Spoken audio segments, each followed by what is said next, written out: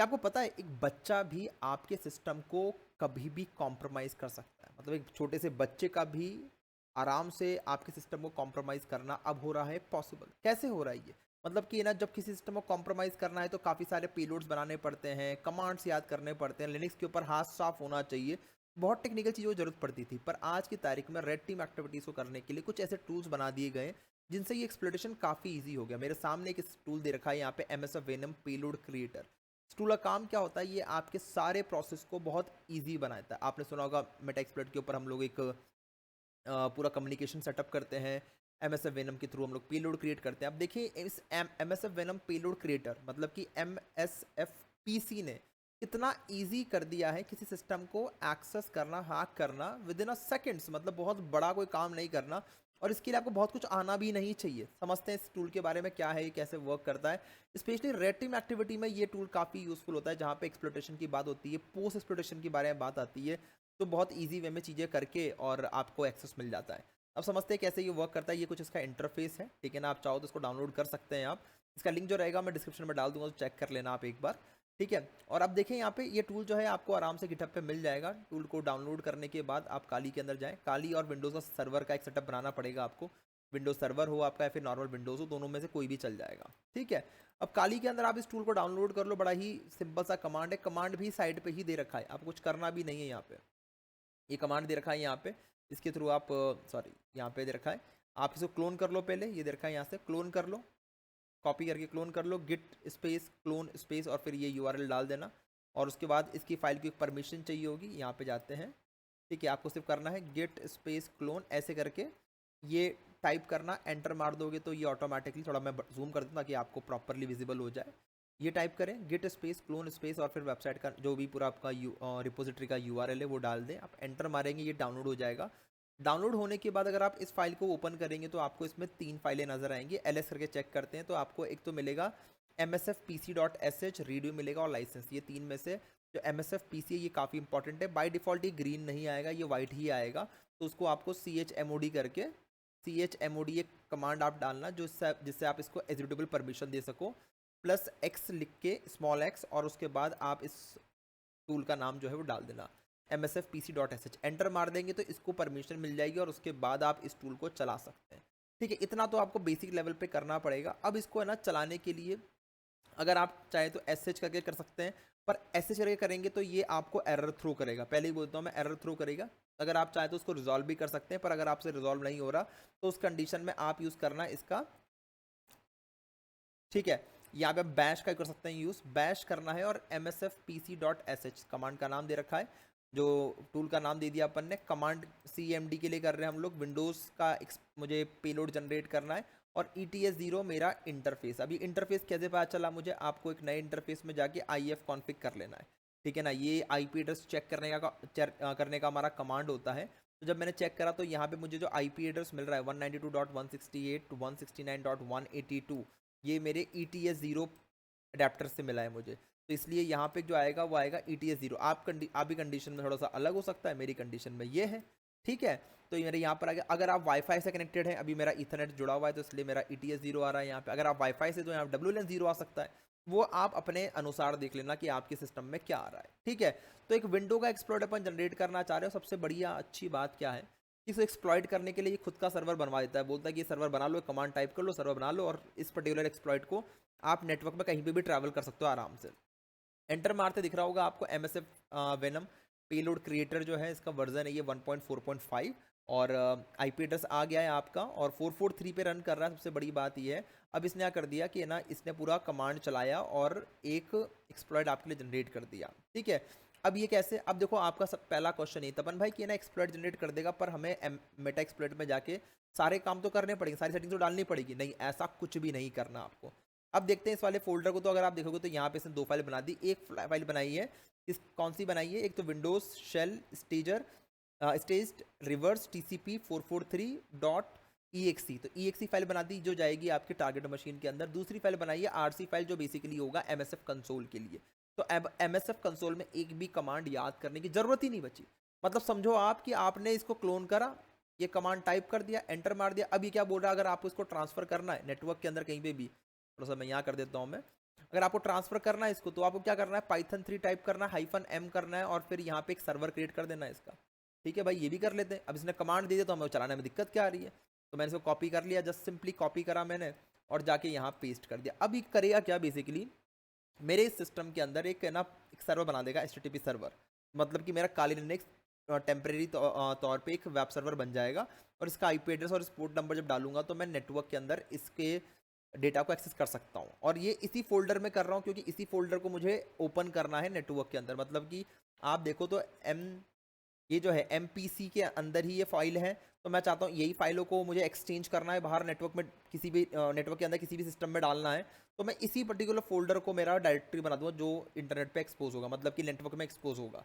अब मैंने एंटर मार दिया, अब एंटर मारते दिख रहा होगा आपको सर्वर चालू हो चुका है, ठीक है ना। और अगर कोई यूज़र रिक्वेस्ट करता है, लिंक पे क्लिक करता है, तो उसकी जानकारी भी यहाँ मिलेगी। सबसे बड़ी बात है कि यहाँ जानकारी भी मिलेगी उसकी, ठीक है। अब करना क्या है, आपको डाउनलोड करना है इस वाली फाइल को, तो यहाँ पे जाओ, आप ब्राउजर ओपन कर लो।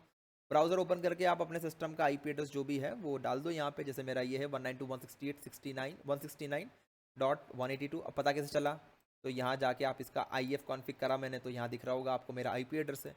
यही IP एड्रेस डालना है, पोर्ट नंबर जो आपने डाला था वही आएगा यहाँ पे। तो 8080 मैंने पोर्ट नंबर यहाँ पे डाला था, दिख रहा होगा आपको 8080 पे ही चालू है मेरा। तो ऐसा है HTTP:// और फिर यहाँ पे आपका IP एड्रेस आ जाएगा, इसकी जगह कॉलन लगा के आप पोर्ट नंबर डाल दो। यही मैंने कर दिया, यहाँ पे जाके एंटर मार दिया। एंटर मारते दिख रहा होगा आपको डायरेक्टरी लिस्ट हो गई है, तो भाई तो बड़ा इजी है। अब इसके बाद दो फाइलें दे रखी है यहाँ पे, एक तो exe.rc है जो आपके लिए नहीं है, ये MSF कंसोल के लिए है, ठीक है। और एक है ना .exe बना रखी है, तो .exe पे क्लिक कर लो तो ये फाइल जो डाउनलोड हो जाएगी, यहाँ पे कीप कर लो इसको, ठीक है।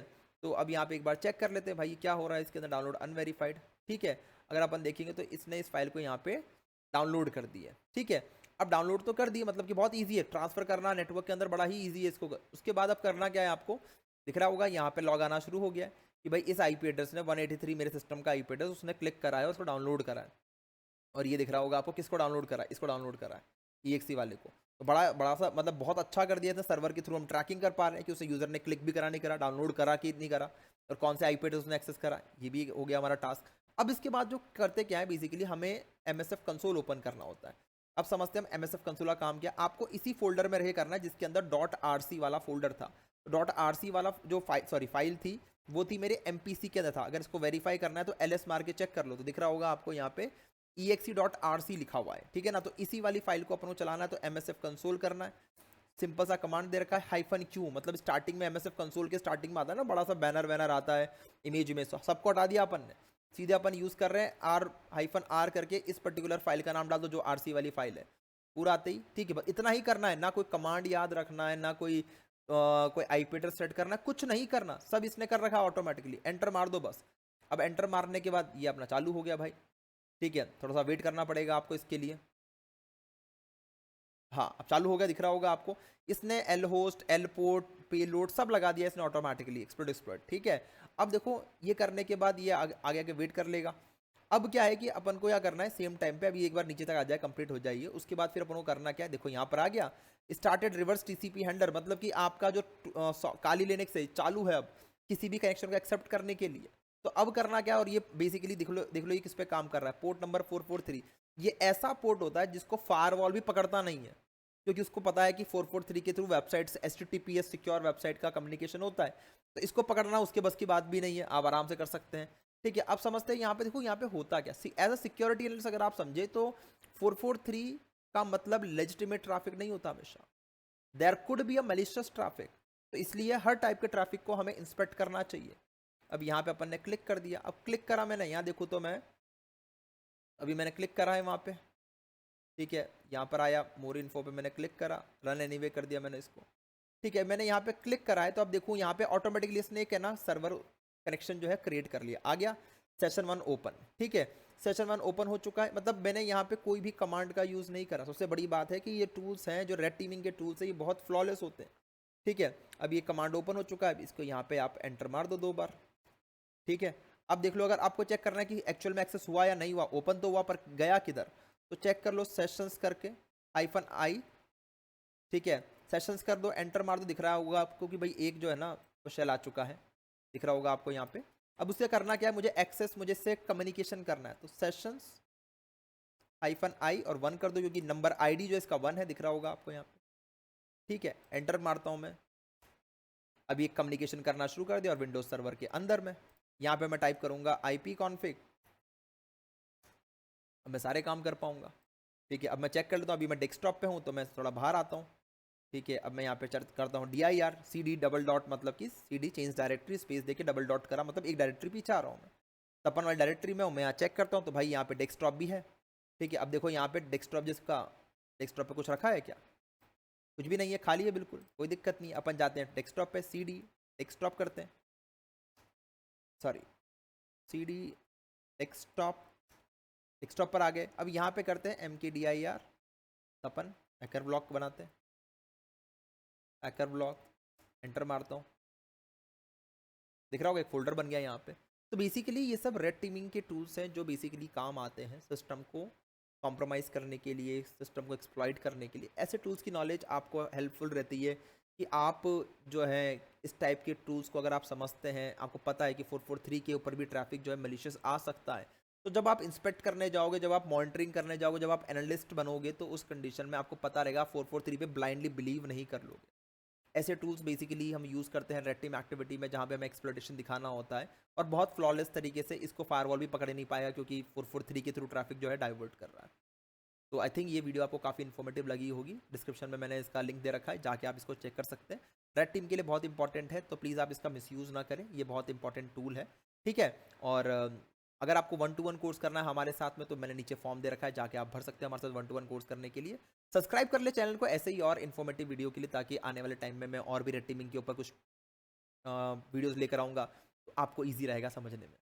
तो फिर मिलते हैं नेक्स्ट वीडियो में। इस वीडियो के लिए इतना ही। Thank you so much. Have a nice day, bye, good night, शबा खैर, जय हिंद, जय भारत।